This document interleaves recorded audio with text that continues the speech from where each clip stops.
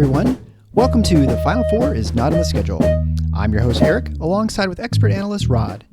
Thanks for joining us on the best MSU basketball podcast featuring an in-depth recruiting, game matchup, and post-game analysis. We dive deep to give you the best tools to enjoy the Spartans and impress your friends and family.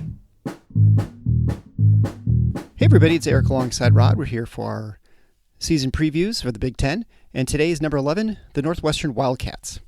So they're an interesting story. Last year, I mean, they were the surprise team, I think, even more so than Purdue. Oh, yeah. Northwestern was predicted to be pretty terrible because they'd had, despite the early success with Chris Collins in 2017 making the tournament, they're sort of everyone's darling. They had a great recruiting class. They just kind of fell apart when unable to perform in the upcoming seasons and had seemed to sort of slide every year. And to the point where last season we were talking about, potential hot seat for Chris Collins, right, even though it was Northwestern. And I think what's interesting about them too is last year they lost Pete Nance, they lost Ryan Young to transfers, and it looked like they had lost a core of their team and not really been able to replace it. And so there was very little reason for optimism. I mean, otherwise the team was pretty much the same as it was the previous year for the most part. And yet they outperformed everyone's expectation last year and ending second in the Big Ten, which was a huge surprise, obviously. I can't even remember. Did Chris Collins win Coach of the Year last year? Or was that? No, I believe Painter did, but Painter did, yeah. But Collins, you know what? I do have some vague memory of Collins winning an award. I'm not sure that it was Coach of the Year, but he probably deserved it. Yeah, I mean, what he did is, I think the solution for Northwestern last year is that they actually played really great defense. Offensively, They still weren't very good, but they were a menace on defense, and that was what propelled them to so much success. And the loss that Michigan State had early in the season, that sort of the first half or the first portion of the Big Ten, where you play a couple games in December, they came into Breslin, they beat Michigan State, and it looked like a really bad loss for Michigan State. Everyone was down in the dumps about that, and I think Michigan State did not play well, but it also was probably it's a sign of things to come for the Northwestern Wildcats, that they actually were competent. And the thing is that loss came on the heels of Northwestern getting run out of the gym by Pitt.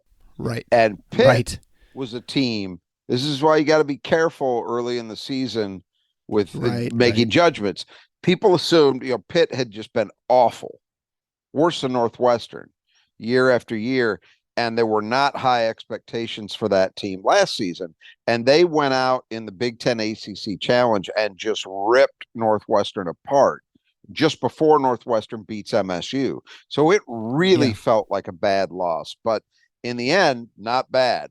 Now, you mentioned it was defense that they hung their hats on, and that's absolutely right. They were the 22nd ranked defense overall in the country. That was the thing they did best by far.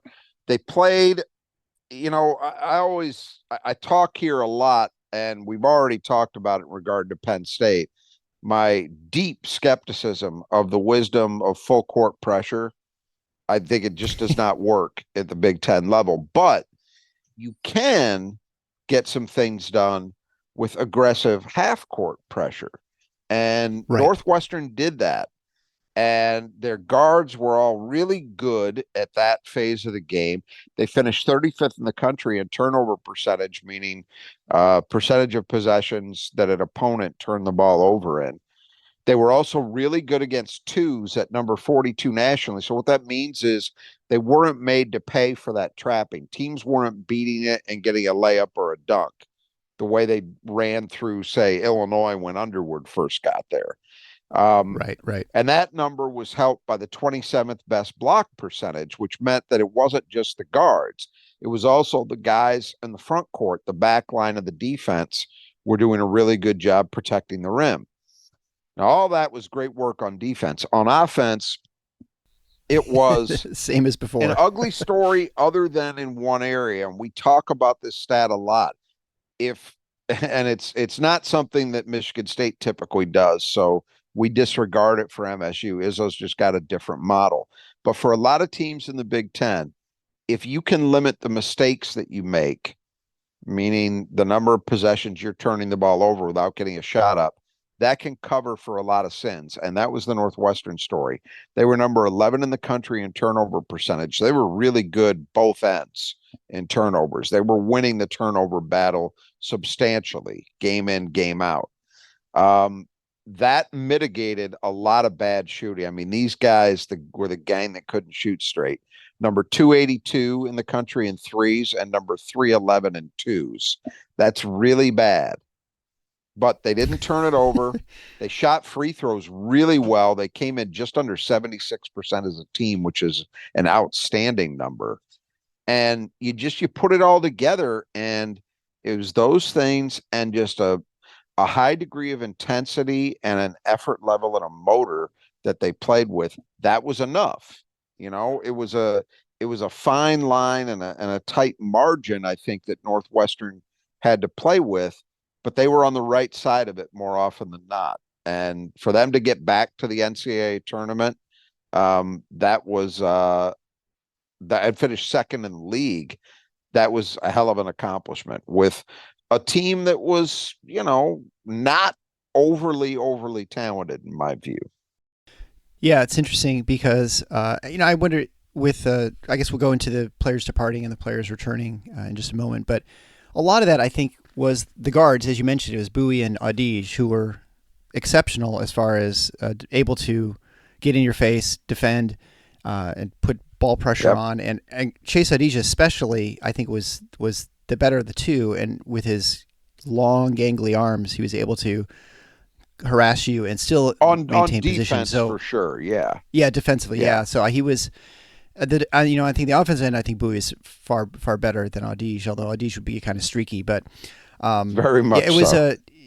It was an interesting thing because again they were the same players from the year before, and I don't know if that was. I don't feel like they. I feel like their defense was played differently, and I don't know if that was because Nance was not there anymore. That they just decided to apply more ball pressure that they hadn't been doing the seasons before. Yeah, I think it was an adjustment by Chris Collins that he realized.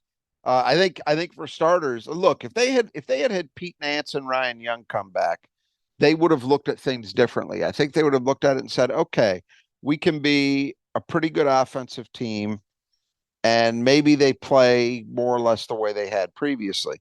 But this is just a guess. I don't know this, but my suspicion is he looked at his roster and said, okay, the strength of this team, I've got 3 guards that can get it done. I got 1 front court guy that can play efficiently, but he's never been a high volume scorer. I'm in Robbie Baran. I'm not going to be. I got centers that nobody knows. I'm not going to be able to play conventionally and be competitive. And so he looked at the roster he had, and I think my guess is he made a decision to try to play to their strengths, which he correctly surmised would be applying ball pressure in the half court and just being really intense with the effort level that they played with. I mean, they were the team too. It should not be forgotten. I think they were the team that delivered the blueprint on how you could beat Purdue with Zach Edey. Because if you remember, they beat them at a point where Purdue wasn't losing to anybody. I don't think they'd taken a Big Ten loss yet at the time Northwestern beat them. And the way Northwestern beat them, I think the conventional wisdom was always, okay, well, you got to double Edey. Northwestern said, double? No, how about we send 3 guys, maybe 4. And we just go all out to disrupt him, try to strip him, make life hell on him, and we will live with the consequences of that if he kicked the ball out. That's what they did. And they won, and you saw other teams do it, and even a team that had far less in the way of physicality and personnel, like Fairleigh Dickinson, was able to do it to great success in the NCAA tournament. But the first team who really did that against them was Northwestern. And I think, it goes to show that there's, there are always trade-offs. We always talk about this in the show, right? Like if you trade-offs in life, in everything. Exactly.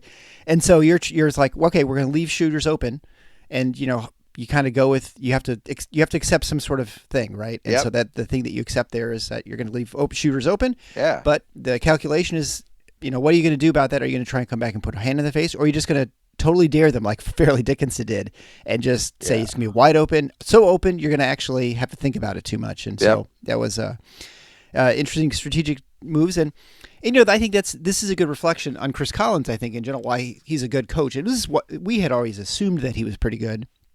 You don't know, I think, until, obviously proof's in the pudding, right? But I think the fact that you have a guy who, in some respects, changes the way he coaches based on his personnel and the way he, the circumstances. I think we saw the same thing Micah Shrewsbury last year, where he has a weird team. For sure. And he just coached a totally different style, right? I mean, in some ways you could say, well, some coaches you think are really good, but they only coach one certain way. Like if you don't play that certain way, they have difficulty, adjusting. I think it's an interesting question, and I think a lot of people default to the assumption that the guys who are really good are the guys who change it up, the guys who can look at their roster year to year and say, well, I've got to adjust to the personnel I have. And I understand the case for that. But I do think there's also a case for people who say, hey, I've got core principles that I believe in, and so I recruit to that, and I am going to emphasize it every year. Now, I think sometimes that is more of the Tom Izzo mold, is what I just said. I think he has, a lot of people go to simpleton town with that. They don't realize that he does make pretty significant adjustments every single year. I still maintain, I mean, we had Mike Garland on, twice last year, 3 times? And twice, we asked him about it, and he insisted, the offensive rebounding, he insisted, no, they care about. I'm sorry. I was watching those games, and when I watched on TV, there would be possessions where a shot would go up, and on my screen, so, through most of the lane at least is on the screen, not a Spartan in sight. You can't tell me that they played it the same way they always had. They didn't. And he adjusted because I think he figured, I don't have the personnel to do that well enough. We're going to emphasize getting back, and we'll live with it, and it worked. Yeah. So, but I don't want to minimize because I guess my only point in saying that is, I think you could be a great coach in either of those ways. Yes, I think so. And you can be a bad coach in the opposite, right? Like Absolutely. you can be too stubborn, and you can be always in the fly, helter skelter, and not right. Exactly. Yeah, I think 100%. I think it's just the fact that you can be a good coach in many different ways. Yep, I think it impresses me, right? That. Like and look, and Chris Collins, I think, give him credit, because as you said at the outset, heading into last season, I think there was a belief that, okay, he did great getting him to the tournament for the first time in school history, but this feels like it's kind of run its course, because he got a recruiting bump from that. He was actually landing people that other big time programs wanted, and it just wasn't working for whatever reason. Yeah. So it felt like the momentum had ebbed away. Well, then last year happens, and a lot of it, that's the thing. I think last year's team, you can make a good argument, actually had even more success, certainly in the regular season, than his first tournament team did. And that happened even though I believe it was an inferior roster. I think his first tournament team was actually a really good team. I think he had a lot of good players. Bryant McIntosh, Vic Law, Pardon, those guys that was a good team. This one, I don't think quite stacks up to that one in terms of quote unquote talent, but yet they achieved so much. A lot of that, you got to give credit to Chris Collins.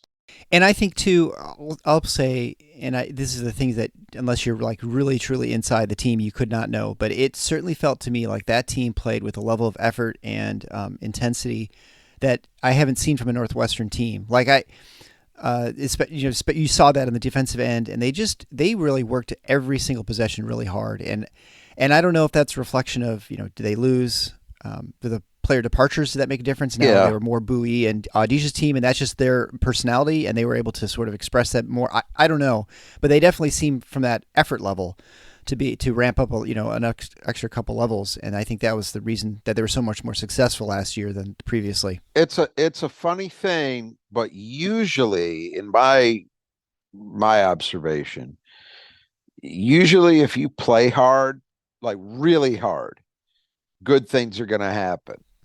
I mean, that sounds simple, but honestly, I can remember when um, the Pistons were going through their rebuild with what eventually became the going to work era, and they won the NBA title in 2004.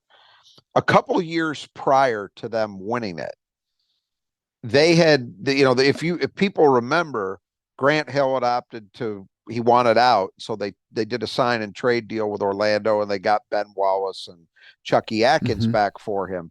And after they made that deal, it was Jerry Stackhouse and then a bunch of guys that nobody really knew. And remember, they had never been able to have a real breakthrough when Grant Hill was there. So there were no Right. expectations, but that team by NBA standards played incredibly hard, and they managed to break through a little bit. They won like 50 plus games, but people were still really skeptical of them because they said, well, that's all fine for the regular season, because a lot of times the opposition isn't playing that hard. And this is even before Right. the days Right. of load management. And okay, you're winning some games because you play harder than everybody else, but that doesn't matter when the playoffs come around. Well, that proved to be wrong. They actually had some success in the playoffs right away. And then a year or two later, that template is exactly what they used to win the NBA title. They never stopped, you know. In Yeah. college, with Northwestern, it was noticeable how hard they played Hmm. relative to anybody else they were facing. And I think they had to. I think it was just like Yeah. those Oh, for Pistons sure. teams. They would not have been successful if they they big timed it. But it Yeah. worked. And whoever the credit goes to, I imagine it's probably got many, many fathers, but Yes. it was important. And I always feel like you can never. I think every coach probably emphasizes that, and just whether you get that response from your players is a largely reflection on the They players and they sort of they their do, attitude, right? but there are certain things though, like playing aggressively trapping. If that's a part of your core, and at least for that season, that's a good way stylistically to get guys energized, you Sure. know. So there were certain things they did that I think also played into it in terms of the style they played. All right. Well, let's go on to players departing. Before we begin that, I'd like to remind you that if you find the show helpful, if you like it, if you want to keep us going, we really appreciate all the support. Those of you who are members on Patreon or recurring members on Substack, we thank you so much. If you want to do a one-time gift via PayPal or Venmo, that's also very encouraged. If you want to become a sponsor of the show, we also encourage that as well. And you can get a hold of me at eric@tiffnots.com. You can also, if you want to find out ways to support the show, either one-time gifts or recurring gifts, you can certainly go on over to tiffnots.com/support, and there you can find all the various ways you can do that. That is greatly appreciated. It helps us keep our expenses and keep this show going. All right, so let's talk about the players departing. The first one, the most obvious one, the biggest one, is Chase Audige. He had an opportunity to come back for his COVID year. He decided to just end his career, I guess, really, with his college. He went undrafted in the NBA. 6'5" senior, he averaged 14.1 points a game. As we mentioned before, very streaky, 37, 33, and 83 shooting. He also led the team in turnovers causing, and he had 81 steals in 34 games. He was I guess he was the head guy when it came to that ball pressure. Yeah, he really was. And yeah, it was disappointing, I think. I think they thought they had a shot to get him come back and the COVID year. And if he had, I think it would have changed. It would have been enough that it maybe would have changed where I would have put them by a couple of slots. He was Sure. that important. Um, Offensively, look, he was a tough watch because Yes. really questionable shot selection and not a super efficient shooter. You look at the numbers, 37, 33. That's not great. But they so desperately needed scoring that he still mattered a lot because at least he was willing to take shots and capable of hitting them Right. some of the time. Defense, though, was where he really had his calling card last year. That was his calling card, and he was really, really effective. So, yeah, they're to say they're going to miss him is an understatement. So next would be Robbie Barron. He played 4 years in Evanston, and this is another one I think they probably thought they had a chance to bring back for COVID year. Yeah. He averaged 7.5 points a game, 4.5 rebounds a game on 37, 35, and 85 shooting. He ended up deciding to do a grad transfer, I guess you'd call it, to Virginia Tech. And he's a guy who was a good shooter, and he was the one who I know you had always made the contention he never shot enough, and he shot more this year, but still, even not that much, right? Only averaging 7.5 points a game. But he was very good, and he's definitely going to be missed in the offensive end for that team. He is, but I will say, as last season wore along and as Northwestern really started to put it together, Barron's role did reduce a bit. Right. Yep. He wasn't playing quite the same level of minutes he had been earlier in the season.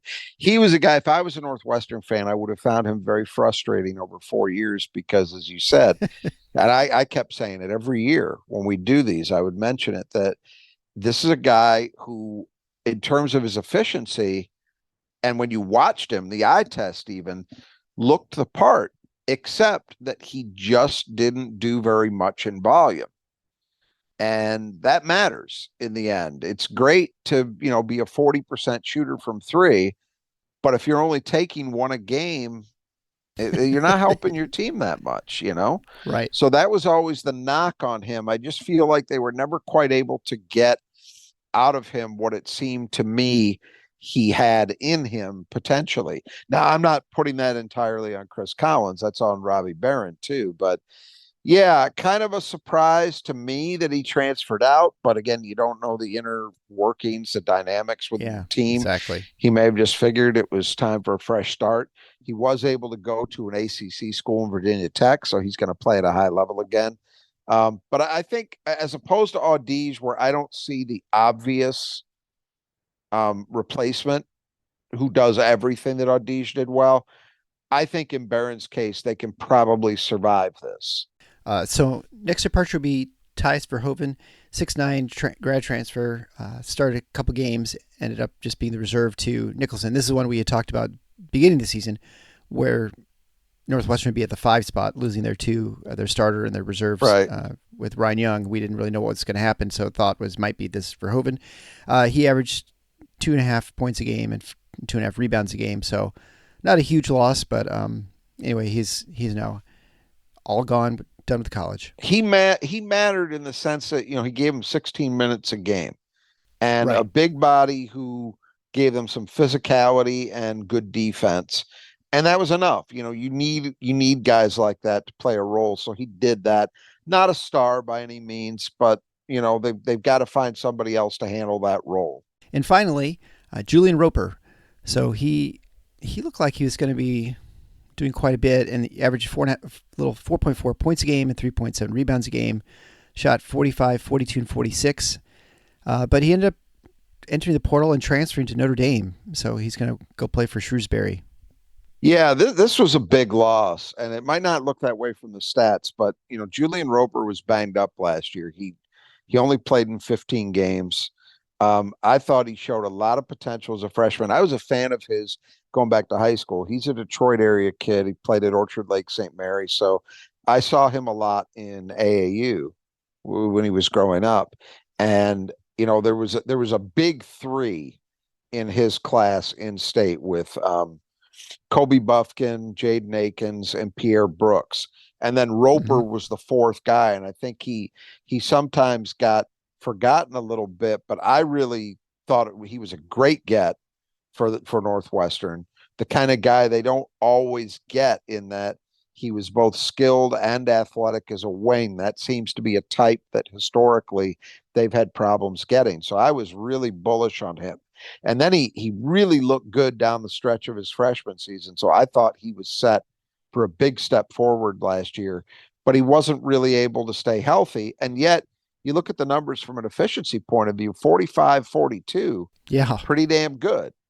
And I think he's going to be a good player at Notre Dame. I'll be very surprised if he's not. Again, I don't know what went into the transfer, but that's a loss, because if he was coming back, I would have bet on him having a breakout season. I'm that big a fan. And he could have, physically at least, he would have been a great replacement for Audige. He would have been able to step right in. I don't know that he would have been as good defensively. I think he's far better offensively, but at least physically, he gives you some of the same things. Yeah, he has a length that can harass people. So we're going to go to returning players in just a moment. Just a reminder to visit our sponsors, and one of our great sponsors of the show are the brothers that Just Two Gutters. And I mentioned this just a day or two removed from a wicked storm that came through, and Oof. Man, I tell you, you are not kidding. It was bad as we're recording this. It was, tornadoes and stuff. We're recording this like in late August. I know this will release in a couple weeks in September, but man, I tell you, to not have to worry about the stuff that goes on with, the water coming down and stuff. I know it seems kind of dumb to talk about gutters in a basketball show, but it is an important thing in your house if you've got, or your business. You got to have that stuff working properly, because if it doesn't, it causes all sorts of problems, flooding your basement, standing pools of water in your yard, or maybe just have spilling over the side like I had, and just my chance of having a garden was totally ruined by just water pouring off the side. So they take care of all that stuff. They make sure if you had damage, it certainly can repair it. They can replace it. They can just clean out leaves and junk that's in there. They can put leaf guards on. They do all that stuff very efficiently at a good price. You can get 10% off if you just mention Final Four. You're on the east side of the state, Greg and his team will take care of you in the Metro Detroit area. If you're on the west side of the state, the Grand Rapids to the Lakeshore, Kurt and his team will take care of you. So go to brothersgutters.com. Links to the specific either east side or west side is in the description below. You won't regret it. It's an important thing to make sure and that you have taken care of, and you want the right people doing it, the people who actually specialize in it. So you can't go wrong with the brothers that Just You Gutters. All right, so returning players, obviously the most important one is Boo Bouie. Yeah. He was coming back for his COVID year. I think this is his 9th season in Evanston. He averaged Michigan State fans feel that way, especially because as the story goes, he always seems to show up big for MSU. He has had a lot of good games, although I would say in defense of Boo Bouie, he has a lot of good games against a lot of teams. So I think we should take exception. Yeah, but he was having them against MSU earlier in his career where he was much more erratic. There's something about MSU that he's, for whatever reason. Yeah, he sees that green, I guess, and sees money. So he averaged 17.3 points a game on 41, 32, and 87 shooting. Led the team in assists, 2-to-1 assist to turnover ratio. Very good defensively. He was a great all-around point guard, a great leader, and I don't know. I mean, there's not much more as far as accolades you can say for him. He was their most important player. He's, I think, the glue that held them together. And at the late game situations, he didn't make many mistakes. And if you try to foul him, he'd hit his free throws. So he's just a great point guard. I don't know what to say besides that. It's great for them. It's a great foundation for them for next season. I have to say, early in his career, I was kind of skeptical on him as a point guard because he was a little bit wild in his shot selection, and I didn't know that I believed that he had the mindset. But he's proven me wrong for sure. He's settled into being a very capable point guard now. The one knock on him, you look at those numbers and say, well, 41% from the floor, not terrible for a point guard. 32% from three, you'd like to see that a little better.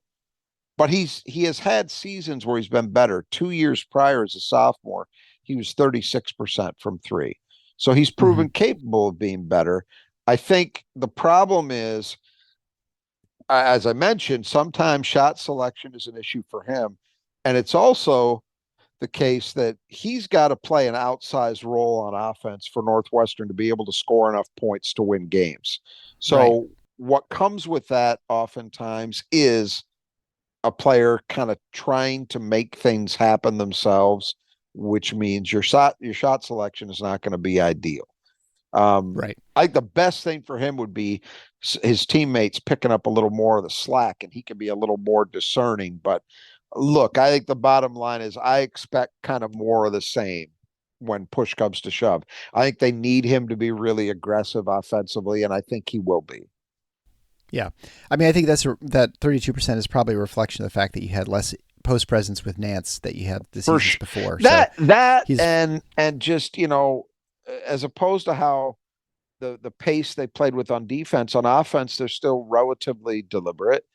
And mhm. so, he's a guy like a lot of point guards. When the shot clock's winding down, Right. Yeah, you the get the grenade. grenade. Yeah.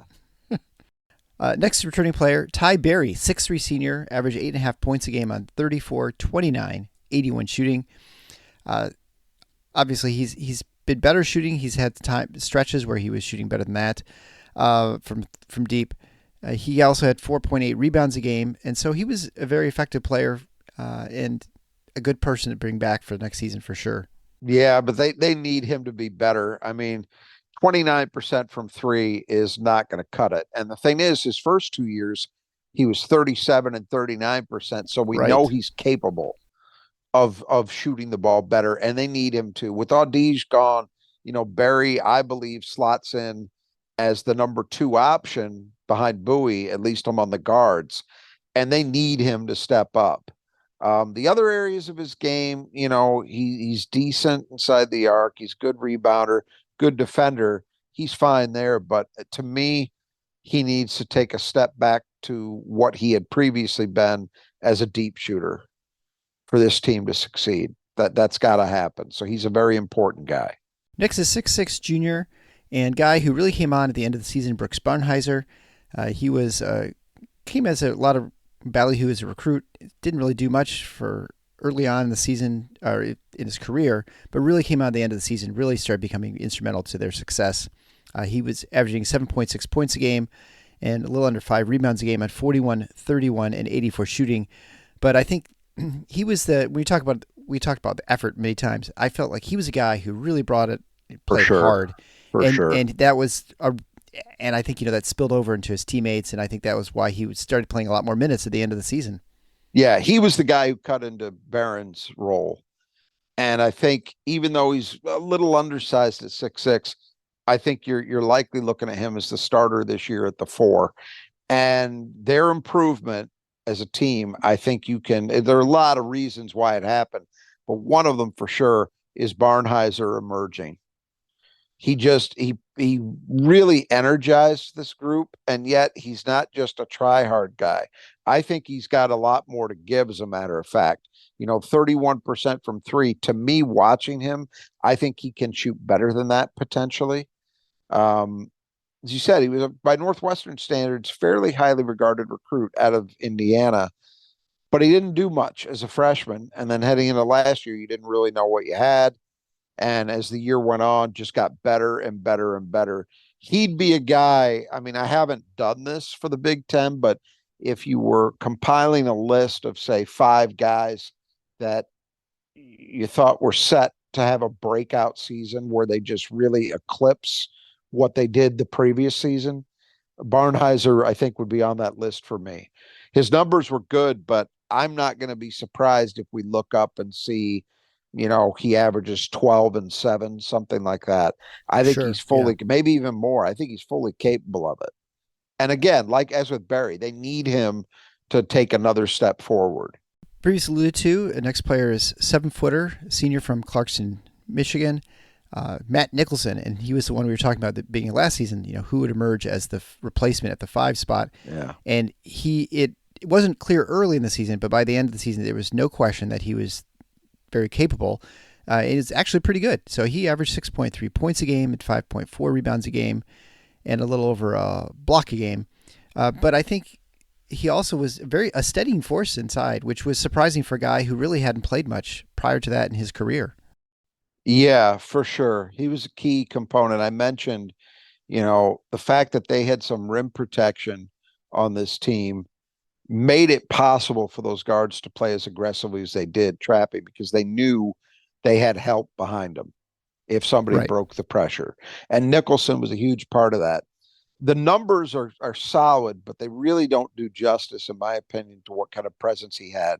He I liked him in high school, and we talked about him on this podcast at the time. Um, Hmm. I saw him play a lot at Clarkston and then in AAU, and I had kind of a hope that his recruitment would drag on long enough that maybe Michigan State could pick him up late if they had a slot and had a need for a big. It didn't work out that way. He had an offer from Northwestern. He took it. It was a good move. But it was also not surprising that it took him some time. It took him some time to adjust to the speed of the game at the collegiate level and to develop physically. But when he was a high school player, I really did think, well, this is the kind of guy you take a flyer on because he's got a chance. And sure enough, it has panned out for Chris Collins and company. It took a while. It took a couple of years for it to happen, but it's happened. And now, you look at him, and in my view, I see him as kind of a rock. It's not that he's going to go out and put up 15 and 10 every night, but you know what you're going to get from him. And primarily that means really good defense, not just at the rim either. He's become a very good big man pick and roll defender. So I like him a lot. And for a team like this, it's so important to have a guy like him because his presence is going to enable those other, it's a domino effect. It's going to enable those other guys to play as aggressively as they probably need to in order for this team to be effective because he's the goalie behind them. Yeah, it's interesting. With Pete Nance, of course, there wasn't much opportunity for him to play, but and being behind Ryan Young. But you wonder too, in some respects, like if it would have been him and Ryan Young, you could see that his mobility gives him a huge advantage over Ryan Young, Well, no and question. right, and so that was always the talk. Michigan State, because there's question at the five.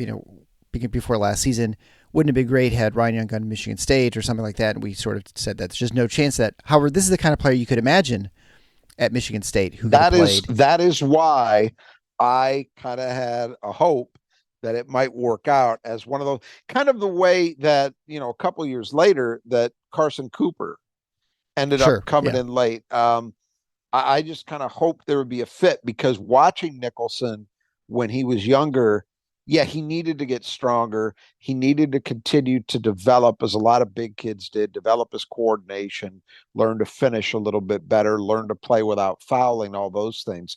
But what you could see even then was the combination of size and athleticism. Now he's not Akeem Olajuwon or David Robinson, but he's a pretty good athlete for a kid his size. And generally speaking, that plays. Same thing with Carson Cooper. That's why I'm so bullish on Carson Cooper. He's 6'11" and he can move. That's a pretty good place to start. Next is 6'7" sophomore Nick Martinelli.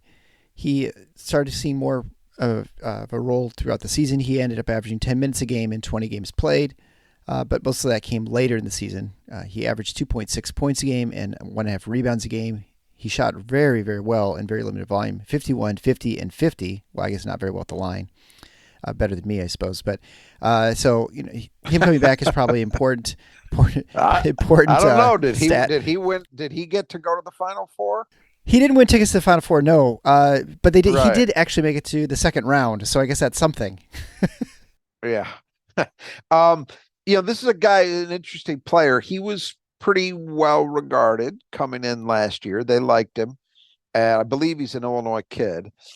Um, and I think they got to be reasonably happy with what they got out of him. Again, as with a couple of these other guys, his role just got bigger and bigger as the year went on. And by the end of the season, Martinelli was firmly in the rotation. And I think there's reason to think that he can be an effective player for them, likely off the bench, particularly if he shoots anywhere near those levels with a little more volume. That's a huge bonus for a team that frankly needs all the scoring it can find. Exactly. Finally, for returning players, Luke Hunger, 6'10", 250-pound freshman, played only a few games before he hurt his foot in December. So whether he plays as a reserve for Nicholson is probably depends on his health in some respects. Yeah, and we talked about Verdehoven. For a guy who didn't put up huge numbers, still had an important role.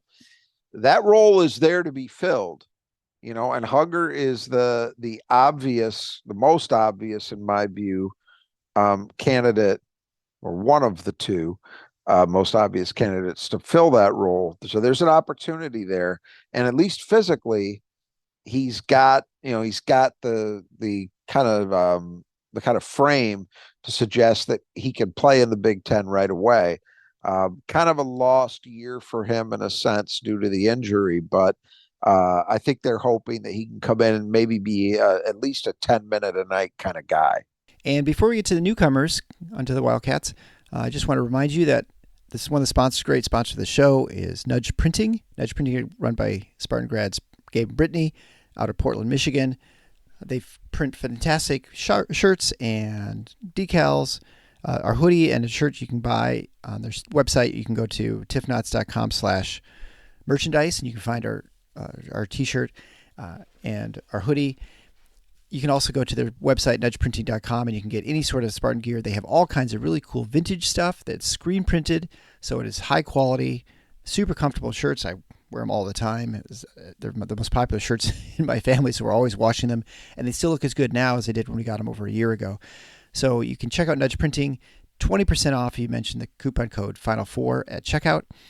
You can't go wrong. They have a huge selection of things. It's for the everyday fan, and it's a way of supporting a Spartan grad. And again, you're getting great products. So I don't know. I don't know more to say about Nudge Printing except it's great stuff, and you won't regret it. You can get it. Again, check out our stuff at finalforceontheschedule.com/merchandise if you want to get our logoed stuff. All right, so let's talk about the newcomers to the Wildcats. We'll begin with 6'4" grad transfer from Princeton, Ryan Langborg. He averaged 12.7 points a game for a team that made the tournament. He shot 42, 33, and 82 in the season, 40% from deep as a sophomore, so potentially he's got a little bit more in him. And so, this is a guy who I imagine they expect to come in and immediately contribute.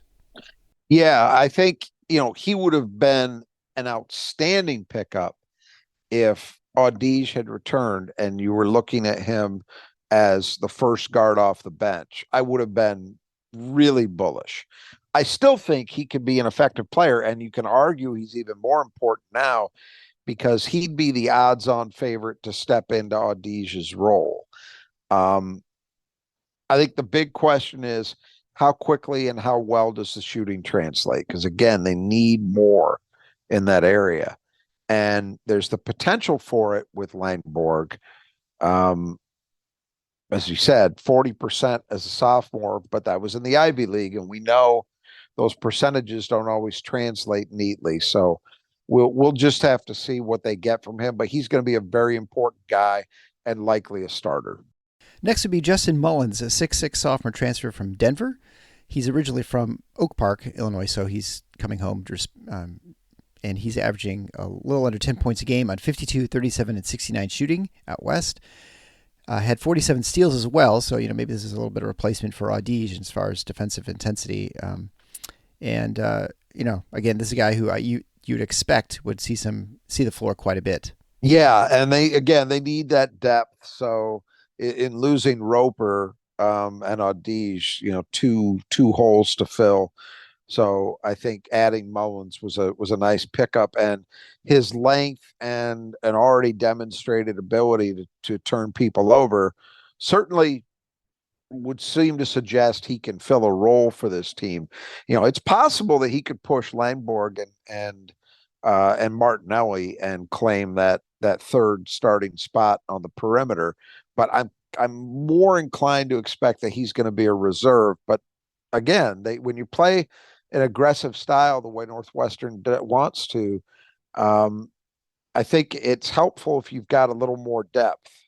I think last year they really were doing it and walking a very fine line because especially when injuries hit, they didn't have a lot of depth. So if Mullins is even capable of giving them, say, 12 to 15 good minutes off the bench, that's a huge bonus.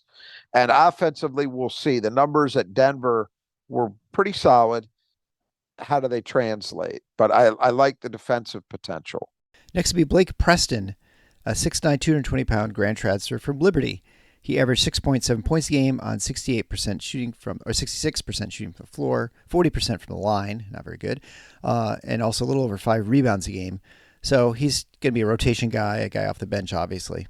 Yeah, and I like him in two ways. Well, three ways. One, he's an experienced player. He's a grad transfer, so he's got a lot of experience. He's a mature player, Right. a mature body.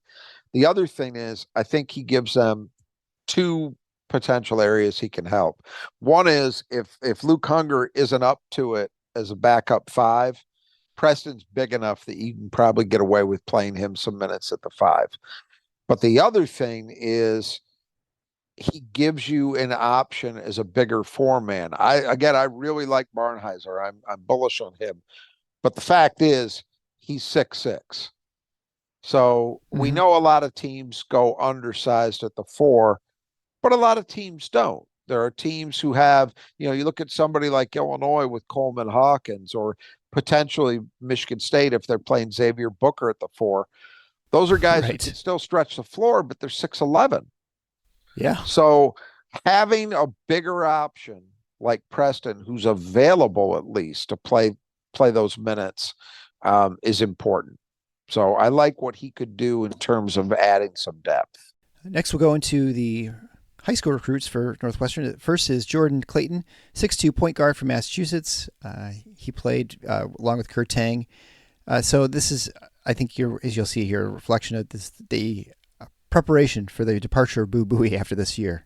Yeah, it's interesting though. Three guys in this incoming recruiting class from Northwestern, and I would say this is the most anonymous recruiting class I can recall Chris Collins bringing in. Like from the moment he got there, he seemed to upgrade Northwestern's recruiting from where it had historically been. And this class, all three of these guys we're going to talk about, were just not heavily recruited.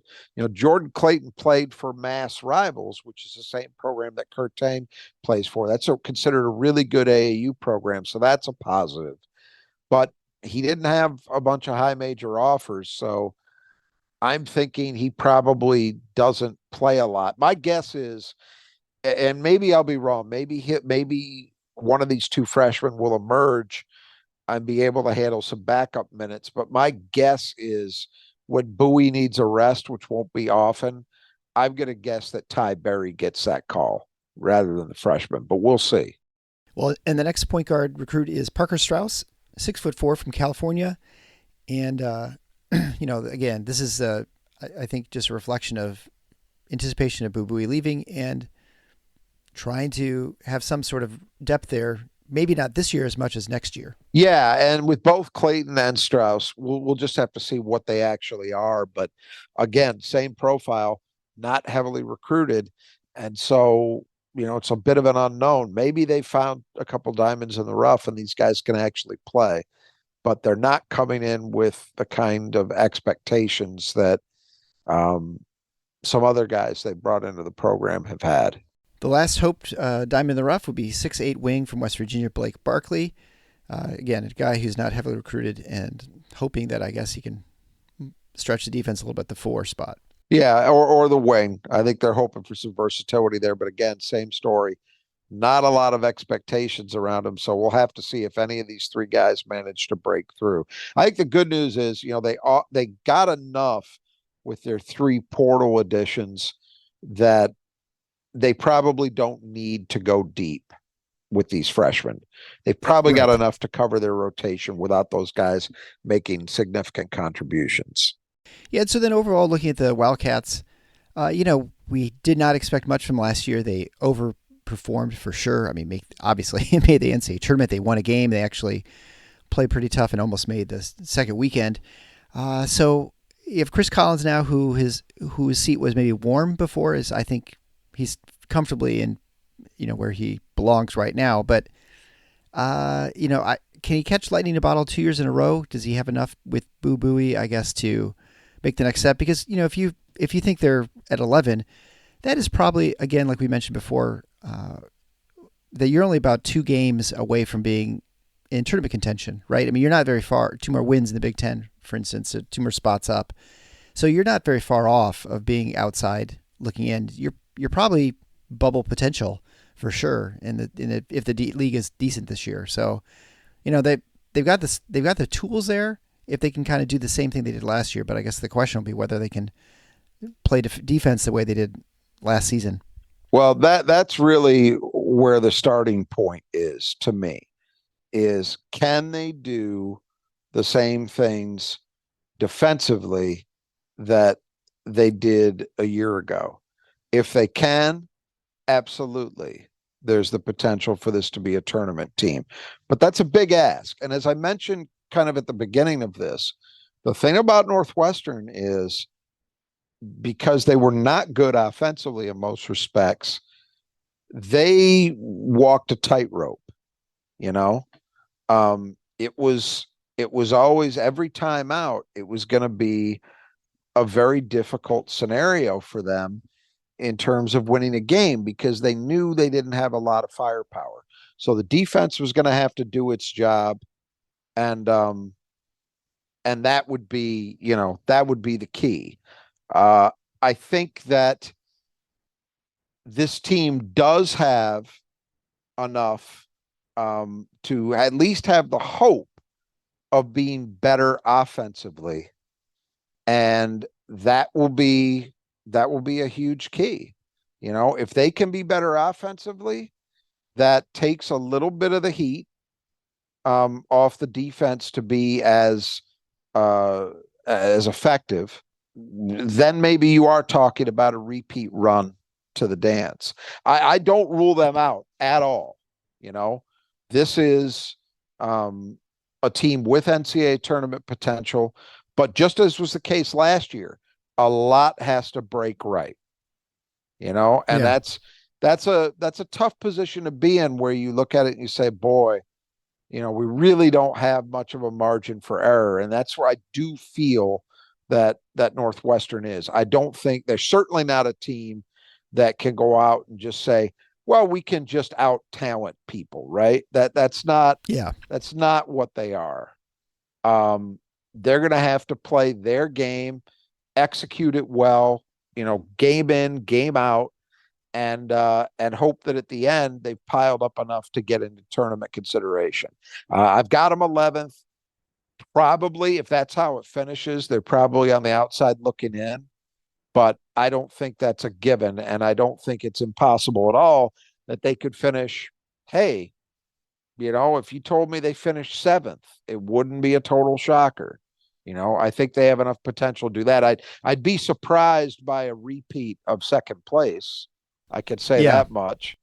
But beyond that, I'm open to the idea that there are a lot of possible outcomes for this team. But I'll tell you this, it gets a lot easier if these guys can just find a way to shoot the ball better.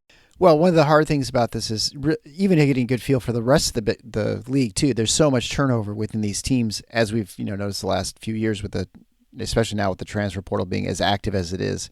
It's hard to get a good read on where Northwestern stacks up against the other teams, because you're only just guessing as far as these grad transfers and how the the cohesiveness of these teams, right?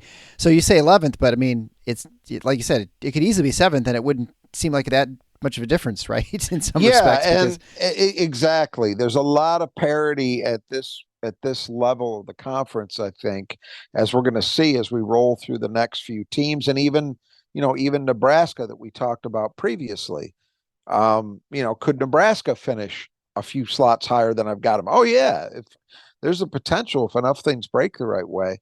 But I'm hedging it based on what I know and what I'm assuming they'll get from the guys they brought in.